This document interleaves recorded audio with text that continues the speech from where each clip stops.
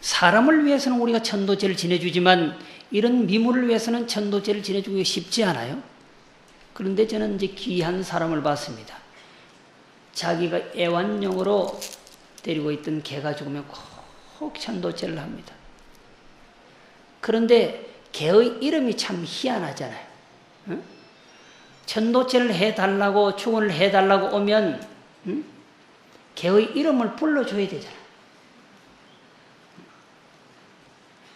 그런데 대체적으로 개의 이름이 뽀삐라고 하는 게 많대, 뽀삐라고.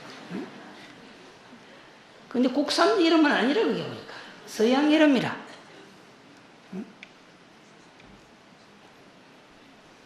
한 25마리 개를 천도해 주는 사람을 봤어요. 그이는 부처님의 사성을 제대로 이해한 것입니다. 자기가 평생 그 개와 더불어서 살았기도 살아간 것이지만 축생이나 인간이나 천상 사람이나 모두는 부처의 종자성을 갖고 있기 때문에 인간과 똑같이 취급을 해야 된다고 하는 것이죠. 우리가 고기를 먹지 않는 것은 다만 살아있는 생명체를 죽이지 말라라고 하는 데 의미가 있는 것이 아닙니다. 역으로 무비시어의 다생부모라, 그 축생들이 수없는 세월 속에서 우리의 부모가 되었다고 생각한다면 어떻느냐 말이에요. 그게 윤회야. 오늘날 내가 인간이라고 해서 다음 생이 인간이라고 할 수는 없는 것이라. 인간으로 보장받을 수는 없는 것이라. 인간 같지 못하는 사람은 다음 생에 절대 인간이 될 수가 없어요. 인간 세상에 태어날 수가 없다니까. 지옥이나 악이나 축생으로 태어난다니까.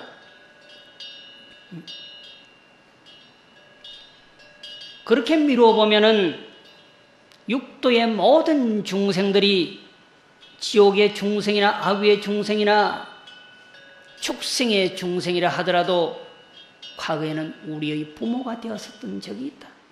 그렇다고 한다면 부모를 내 스스로 칼을 가지고서 잘라서 먹을 수 있느냐 이 말이야. 그 생각이 녹아내려져야 천도하는 사람의 마음의 자세라. 제가 언제 그런 생각을 한번 해봤어요. 한 10년 전만 하더라도 이렇게 수많은 대중이 모이면 법당에 들어가지 않습니까? 그러면 공기가 화려했거든, 맑았거든. 근자에 와서는 수많은 대중이 모여있는 곳에 법문을 하러 가거나 강의를 하러 가면 공기가 탁하다니까요.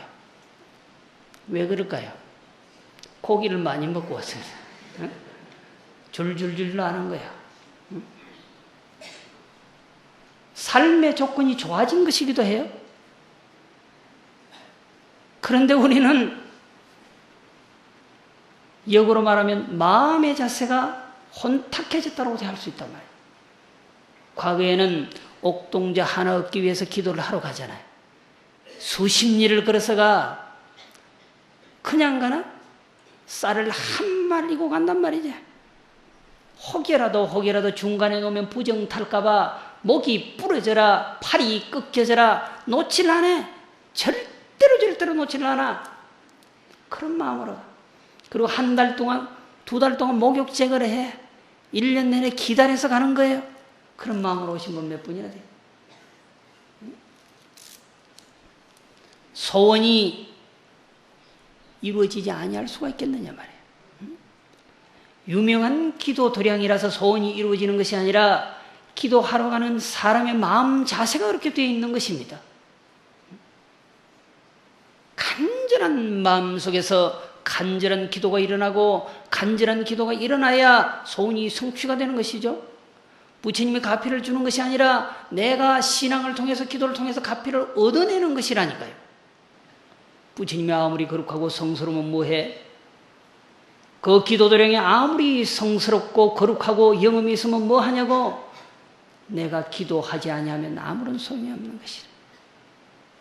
멀리 갈 거 없어. 이곳 이 자리에서 간절한 마음으로 뿜어내면 그냥 성취가 순식간에 오게 되는 것입니다.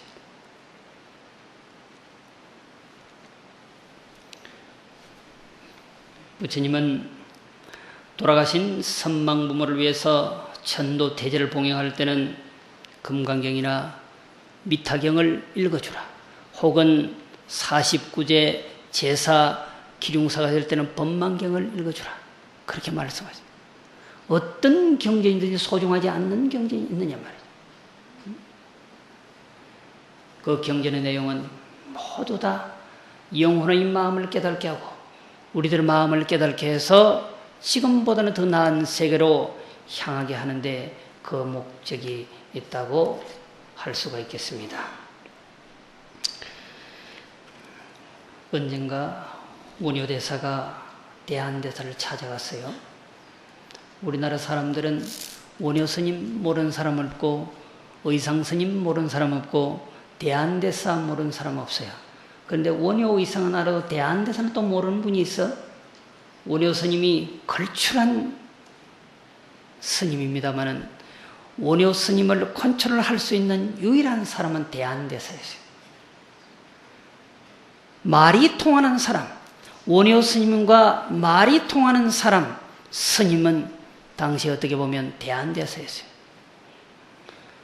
언젠가 원효대사가 대한스님을 더 찾아갔습니다. 찾아가니까 대한대사가 어미가 없는 너구리 새끼를 몇 마리 탁 안고 있어요. 너구리 새끼를 안고. 그래서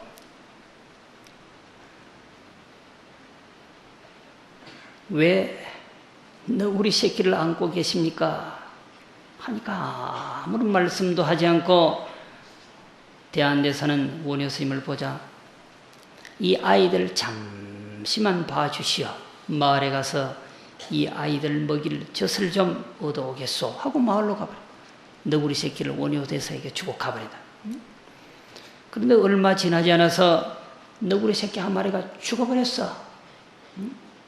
폼이 다르면 금방 죽는다니까요.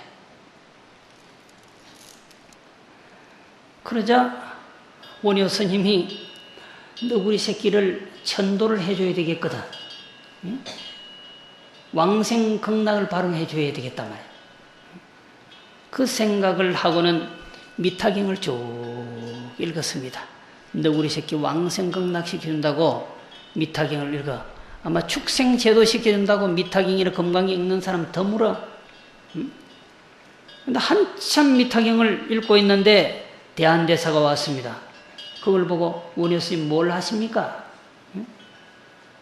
죽은 너구리 새끼를 천도하려고 미타경을 읽고 있습니다. 그랬거든.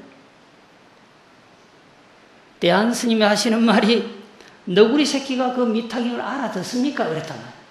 여러분들은 금강경 읽으면 알아들어요? 미타경 읽으면 알아들어요? 알아듣지. 너구리보다는 안 나, 우리가. 알아듣는단 말이에요. 글쎄요, 그냥 읽어주고 있습니다. 대한스님, 혹시 너구리를 위해서 이 미타경을 읽어주면 너구리가 잘 알아들을 수 있는 또 다른 미타경이 있습니까? 물어봤어요.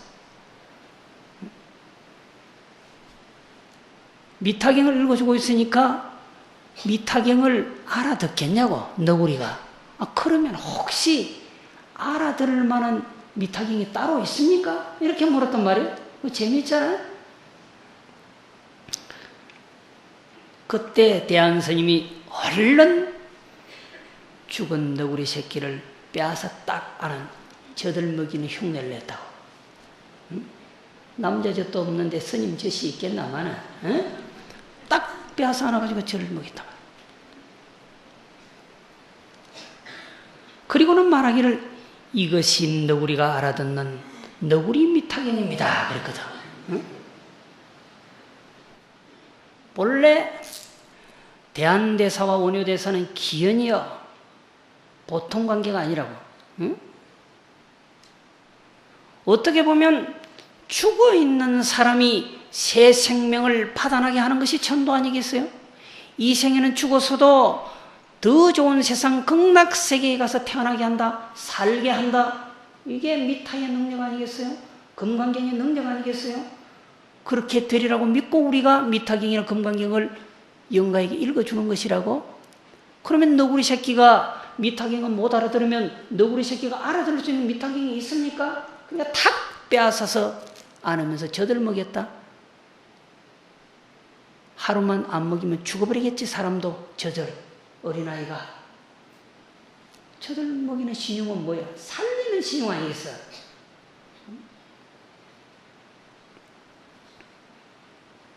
참으로 재밌는 우화라. 이 우화는 선적 의미가 지극히 깊게 담겨져 있지만 살리는 것은 모두 다 미타경이란 말이에요. 미타경을 읽어서, 금강경을 읽어서 이 생에서 돌아가신 선망부모를 극락세계에 다시 태어나게 한다고 한다면 그만큼 이상적인 사상과 철학이 어디 있냐고.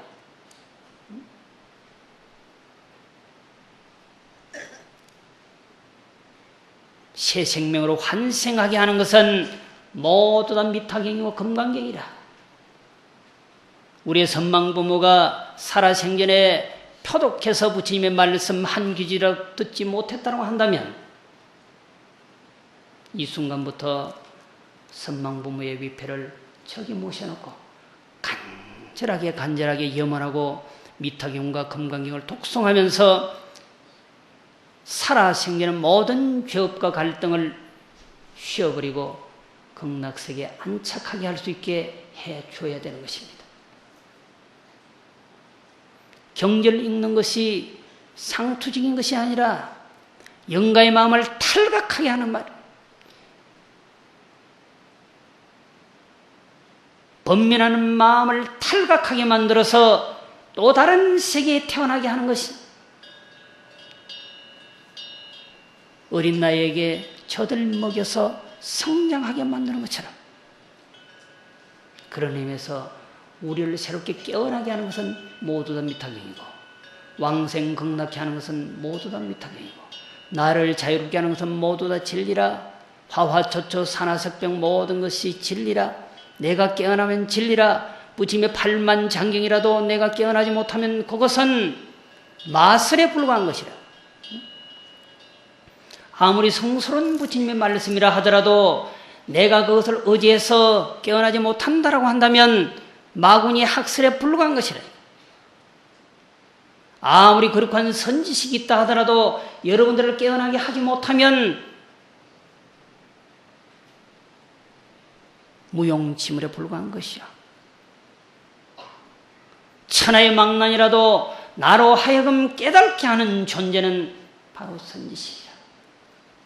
늘상 보는 푸른 잎, 늘상 보는 단풍잎, 늘상 보는 흐르는 시냇물, 그것이 어느 날 나에게 파격적으로 다가와서 내 스스로 영혼을 실 수 있다고 한다면 그것은 엄청난 진리라니까요.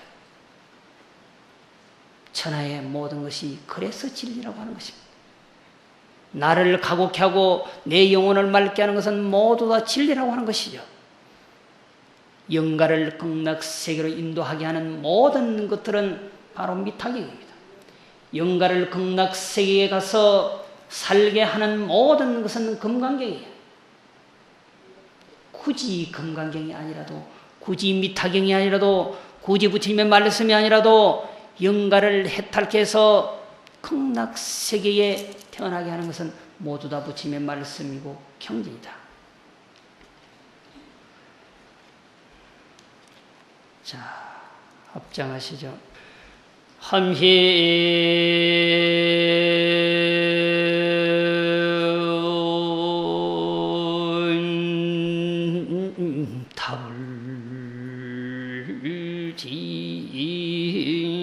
답을지하방 적도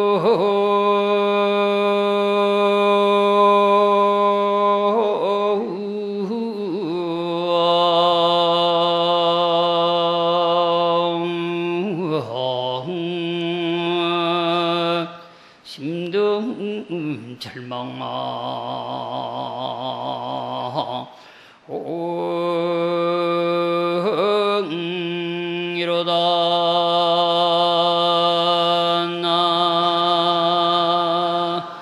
나모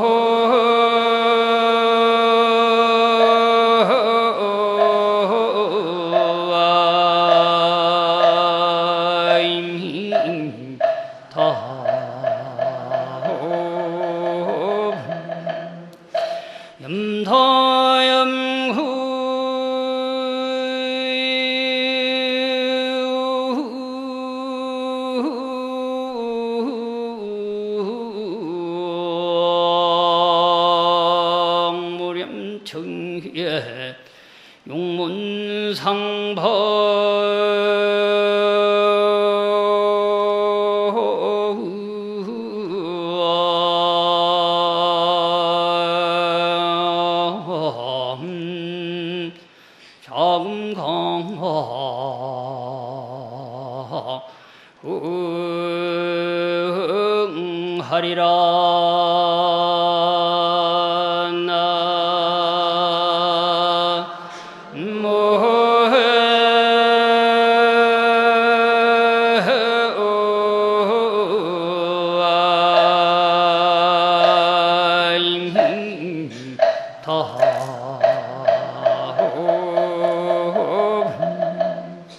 아미타불을 제하방. 아미타불 주님 어디 있느냐 말이야.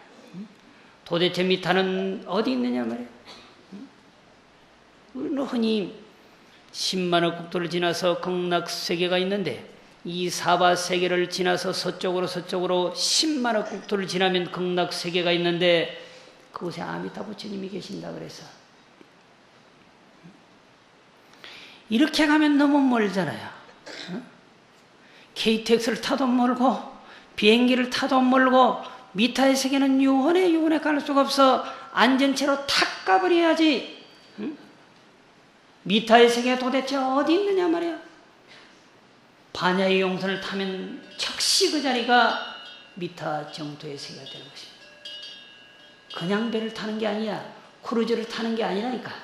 화폐를 타는 게 아니고 그냥 반야 용선을 타면 된단 말이야. 반야 용선을 탈 수 있는 사람이 어떤 사람이냐 말이야. 아비발치보살이라. 발치보살인데 발치보살은 어떻게 하면 발치보살이 되느냐? 착득 심두 절망망하라 그래서 한 마음으로 탁 가다듬으면서 모든 생각을 잊어버려란 말이야. 내 마음에 탁 새겨서 모든 것을 잊어버려 절망망하라. 아무것도 생각하지 마라. 노자의 사상의 좌망이라고 하는 것이 있어요. 노자의 사상에 자연주의를 표방했던 노자의 사상의 좌망이라고 하는 것이 앉아서 그대로 다 놓아버려. 불교에서 말하는 방아착이라 한 생각조차 다 떨어버려라. 이 순간 마음 탁 돌려서 절망망하라. 모든 걸 잊어버려. 그렇게 해서 염도염공무렴처라. 생각이 가고 생각이 끝나서 생각 없는 곳에 탁 도착하면 완연한 무심의 상황에 도래하게 되면 용문상방 좌금강하리라. 용문에서 노을과도 같은 찬연한 무지개 빛이 솟아나리라 그랬단 말이야. 응? 그냥 빛이 아니고 용문에서 부처님의 대광명과 같은 것이 쏟아져 나올 것이라 그랬다. 아미다 부처님 멀리 있는 것이 아니라 내가 완연한 무심의 세계에 들어가게 되면 내 안입이 설신의 육건문도에서 미타의 찬연한 광명이 솟아난다 그래서 바로 그게 정토세계라. 내 스스로가 무념의 상태로 돌아가면 내가 그대로 미타가 되어버린다 이 말이야. 갈 것이 없단 말이야. 10만억 국토를 지나가. 너무 힘들잖아. 비행기를 타, KTX를 타, 크루즈를 타라. 탈 것이 없어. 타봐도 헛수고야. 미타가 어디 있느냐. 한 생각 잡아챙겨서 모두 잊어버려. 완연한 무심의 상황에 도래하게 되면 내 안입이 설신의 육권문도에서 찬연한 미타의 광명이 솟아나리라. 그럼 누가 미타야? 내가 미타야. 여러분이 미타라. 한 발짝 움직이지 않고 바로 미타 정토의 세계에 가는 것이라.